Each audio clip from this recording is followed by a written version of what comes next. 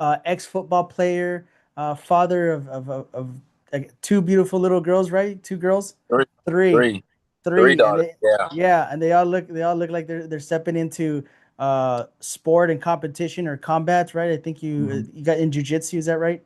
Yes. So I Jiu-jitsu mean, and wrestling. which I kind of I go, from what we saw again, now you're a pro boxer. Obviously, you have your three little girls in combat or in jujitsu and some other stuff as well. Mhm. And then you come from a football background, so kind of guide us through, what got you here. So I mean, for starters, for me, I've been playing football since I was 6 years old. Football runs in my family, man. I have my grandfather played in the league. I have a cousin that was the number one overall draft pick. I have a cousin that was at one point he was one of the top receivers in the NFL. It ran in the family for me, so I never really assumed I would be, I don't know, fighting. No one else Yeah. fought in my family but me. So Hey, name once drop for us, football was brother. done for me, Give it name drop Michael name drop the Thomas, fam. Yeah. Michael Thomas, Down, Michael Thomas. Keyshawn Johnson. Touchdown, Keyshawn first for the Bucks. There you go. Look at that. Yeah.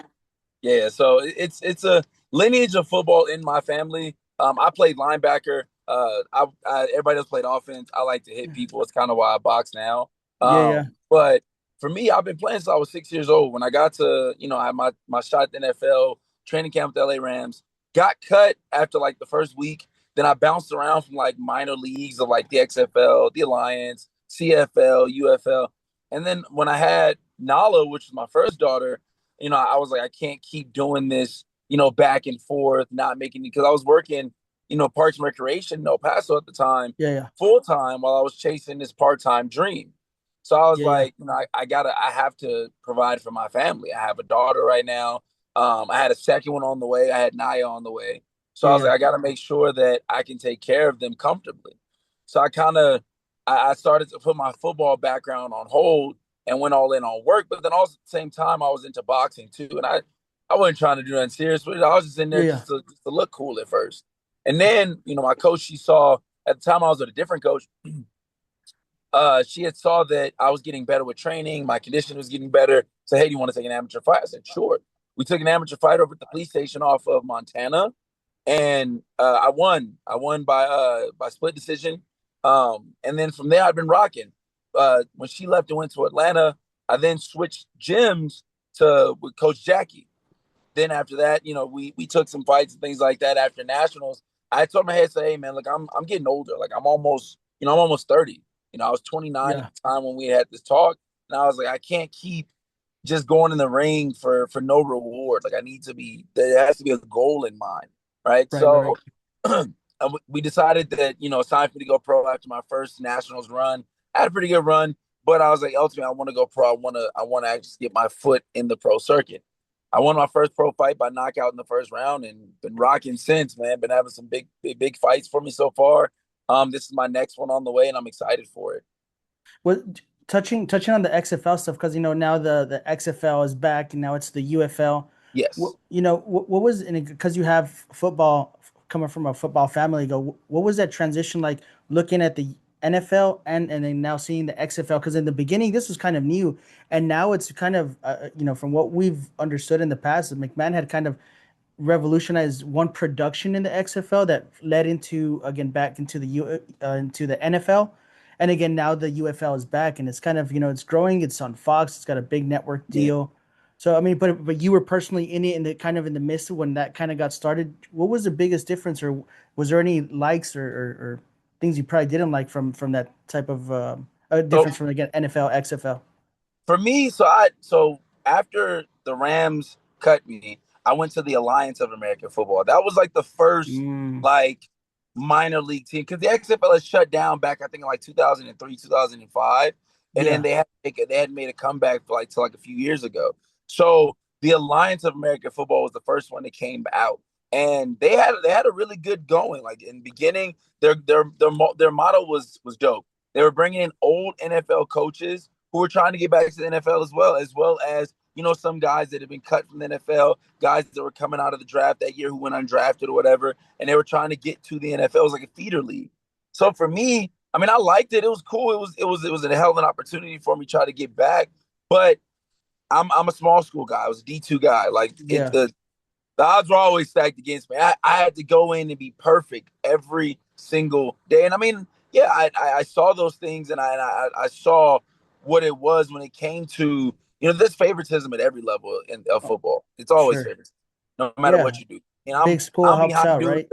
I'm behind dudes that play the University of Georgia, dudes that play the SC, and I'm like, I have to come in and beat them every single day. I went to Yeah. Western New Mexico University, man. It's a small D2 out in Silver City. And odds are against me every single day I wake up. So for me, the Alliance was a cool opportunity because it opened up more opportunities. Opened up more opportunities outside of that. So Yeah. when I was released from the Alliance, then the XFL came out with their combine and everything. I went there, dominated at it. I did really good. Got invited to a pre-draft workout. I thought that I was going to get picked up, and I didn't. And from that moment, I was like, yeah, football is done for me, because I'd been chasing Yeah. it for like 3 4 years, man. I was like, I can't keep doing this rejection, acceptance, rejection. But overall, the motto was dope for it. The Yeah. motto Yeah. was really cool for the XFL. Yeah, for sure. Do you kind of find it similar to like what kind of the big three does? Kind of get the old school, the athletes that kind of just aged out according to the NBA standards or whatever that may be. I go, but Yeah, guys that can still ball, right? I go yeah, that. and there's a lot of guys I know that I still talk to today that have been XFL, then practice squad. I know like maybe one or two that have gotten pull up to the active roster, but Yeah. it's really an opportunity just to get back to the NFL. That's all. That's all guys, I guess, can hope for, is an opportunity. So now you leave football, you're having your little ones, then what starts first? Is the boxing or having your girls in, was it jujitsu or what was the other one that you mentioned? Yeah. So it was boxing first. So Mm, it started off as, so how like my social media to like posting and then everything with my career work. It started off with I got cut, and then I started posting on social media during COVID. That's when I started like talking about like my journey throughout like football and things like that. And mm, then I started introducing my boxing, because that's when I took up boxing. At that time, my daughters were like 2 and 3 years old. Well, 3 and like 1 years old. So it's like they couldn't do anything. We didn't even know jujitsu was a thing. I had no yeah. idea what the sport was. I told my coach when I had transferred to the gym, I was like, hey, I'm trying to find something for my daughter to do that's And this is still all outside. in El Paso. Yeah, all in El Paso. We Okay, we okay. I moved to El Paso 8 years ago, and I've been here since. Okay, I'm okay. originally from California. My wife is from here. We met in college, and we Oh, cool, moved out cool, here after the NFL. So cool. um when I moved to the gym, I was like, hey, I'm trying to find something for my daughters to do. And I don't want them doing like team sports. I don't want my kids to do team sports first. I wanted to do individual sports so they can learn how to win and lose on their own. So he Hmm. was like, hey, I'm taking my son to jujitsu today. You can, I was like, what is that? I have no idea what the hell that is, what y'all talking about. So he take him, and I'm just like, I told her, I was like, hey, baby girl, we're gonna try it, because she just decided she didn't like ballet. We took her to ballet like the day before, I think it was. I don't like Yeah, this dad. So we took her to ballet, and she didn't like it. Then we took her to jiu-jitsu. Say, hey, just have fun. Just go out there, do your best. Whatever coach says, have fun. yeah, Came back, she loved it. She loved jiu-jitsu. She got yeah. choked out the first day, but she She loved was it. back in it. Yeah, she wanted to go back into it. So, and then from there, we've been rocking since. And my second child, she joined. She loves it. Once my third gets old enough, in about another Yeah. year and a half, gonna join as well. So So you start documenting this journey. I go, that's kind of how we came up across you. I think it was probably TikTok. My son had showed me, and I go, we have pops on the sidelines screaming, getting at his little girls, and they're competitive. I go, yeah, I guess right around the same time, I go, you're in the gym, you have your girls in jujitsu, you're coaching them up, you're documenting this entire process. And then from what we started pulling, then all of a sudden, you catch the attention of some big sponsors, Diesel, Big Aristotle himself, to kind of yeah. go approaches you guys. I guess he sees what you're doing for your daughters and just shows right the I guess an extended hand of love to you guys and support for you guys. Does that come first for the girls in jujitsu, or was it the boxing sponsorship that came through and said, hey, you know what? I also have two little girls that are in the sport, and there's an So, opportunity there to take care of some of their so expenses. with Uncle Shaq for them, because he's Uncle Shaq to them.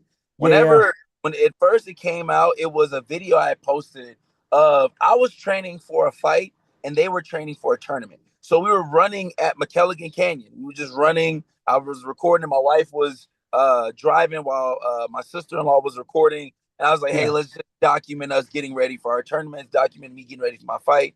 And I posted that video. And then I think about like a few weeks later, I got a DM from Shaq and he was like, hey, I love everything that you're doing with the girls.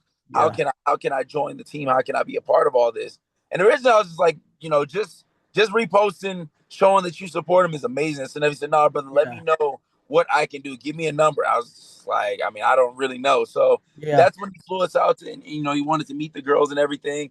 And he's been a huge supporter of my boxing journey. So kind of the foot in the door was the girls. And Yeah. then he also found, oh, snap, wait, you box too, and you're good. Yeah. So Yeah. Exactly. for that same fight, he was like, yeah, you win by a knockout. You feel me? I got something big for you. And it was another sponsorship. I had knocked the guy Oh, out, I think, in nice. the first round. Knocked him out in the first round. Big, one of my most viral knockouts. Knocked him out in the first round. And he's been a constant sponsor. He sponsored the girls in the last when Nala won Worlds this past time, these last couple of weeks. He sponsored that trip. He sponsored me for my last fight. He's been a huge helping hand for us, and we can't thank him enough for it, honestly. For sure. Yeah. Big ups on Big Aristotle himself. That's awesome, brother. I go, so now you have an upcoming fight here. I could think there was a previous one was for a title match. I think the guy fell out. Got us Uh, to what happened then? I go, most importantly, where we at now, right? Because at yeah. the end of the day, I go, we're about to step into the ring again. So I guess kind of walk us through what happened there. So what happened with the last one? Like I said, I wanted to take a step up fight. Like I'm going along the same journey as every single pro fighter has. Like I have Yeah. to prove that I'm better than the guys that aren't as good as me. And then we start to prove, okay, now we're better. Now we want to test ourselves and go some rounds with some guys. Then we want to find guys that are closer to us in skill level. Now we want to try and beat them. But so this one, that last fight was supposed to be against somebody that was 8-2. He had Mm, 7 knockouts. It was supposed to be for the WBA belt, and I was like, let's go. I trained my ass off for that, man. It was my first 10-round fight. I was ready to go. And last minute, the WBA, they couldn't sanction him. They needed more mm, time yeah, to yeah, vet his record, because when you fight for belts like this, you can't have an easy fight. They want the most competitive fights possible to sure, where it means something. So I was game. I was like, yeah, let's do it. I trained my ass off for like 6 months. It kept pushing the fight back, kept pushing it back, kept pushing it back. So when that fight fell through last minute, we got somebody that was 9-13. He was game. You feel me? He hit me with yeah, a few punches that, I learned how to keep my guard up with some, but yeah, ultimately got him out of in the second, like we planned to. I wanted the rounds. Like everyone's like, Dom, you gotta try and go rounds. I'm trying. I'm not throwing punches to knock people. I just have power. That's the sure, thing. It's like I catch them. Like I look to work. I'm trying to go deep into rounds, but I have power. I can't help that. yeah, yeah, Now for yeah, this fight, we're fighting for the UBO Continental Belt. Same stipulations. Like the UBO, they don't want people that are pushovers. You have to have a tough fight. My opponent, he's 5-3. He's coming off a 4-fight knockout streak right now. yeah, We've yeah, seen him. We know he has power, but I'm coming off a 10-fight knockout streak. I'm gonna put him out. It's a difference. I have skill and power. There's a huge difference there. for sure. And touching a little bit on the business side, I go, we're good friends with Roman Robles, fresh on Mhm. Monday, right? So shout out to them and big ups to Roman. What was that? What was the deal behind that? Because obviously, you have a big social media presence. You're working with big sponsors, you guys, Shaq, and everybody else is kind of showing love to you guys. Then where does this come in, and how did that evolve? I mean, obviously Roman and Fresh on Monday being the marketing and the PR engine behind Stephanie Han, who's champion and signed to MVP women with Jake Paul. So with Rome is the mastermind behind getting it to where I don't have to fight for a living. That's my goal. I fight because That's I love right. it. That's why I do it. His whole plan, well, our plan in general is to build my brand outside of boxing. Like Mm, when I don't have to throw punches, how am I making money? So we partner with brands, and I told him I wanna try and partner with a lot of local brands in El Paso. Because no yeah, one knows out here. People don't know I live out here. Anytime someone sees that I'm at an event, they're like, "Oh, I didn't, bro. You live out? I had no idea you lived out here." Yes, I live here. So Yeah, that's yeah, it's a lot of brand recognition I want locally, and that's where behind the scenes he's doing a lot of work for that on the back end for me, as well as finding other deals for me. He's working with big deals for me already, trying to get some more money in my pockets for my family, trying to get us when we do travel and things like that, where I don't have to pay for hotels, I don't have to pay for flights. That's the yeah, goal. Is to where it's a part of my social media image that I've been missing, which is somebody that's working behind the scenes for me. And like, yeah, because yeah, I've been a one man, well, a two-man army, me and my wife, yeah, been a yeah, two-man army this entire time, yeah, doing yeah, all the editing, all the reaching out to brands, all those things. It's handled by me. So yeah. he's been a great addition to the team. That's awesome, man. And big ups to Miss Barry herself. For I go. So you're an El Paso guy now, brother. You've been out there for a while. You more is it the east side or the west side for you? Because El Paso runs East on I side, 10. East east side. side. Me Mm-hmm. too. I grew up. See, I stayed in Horizon, so I was off of East Lake when there was nothing.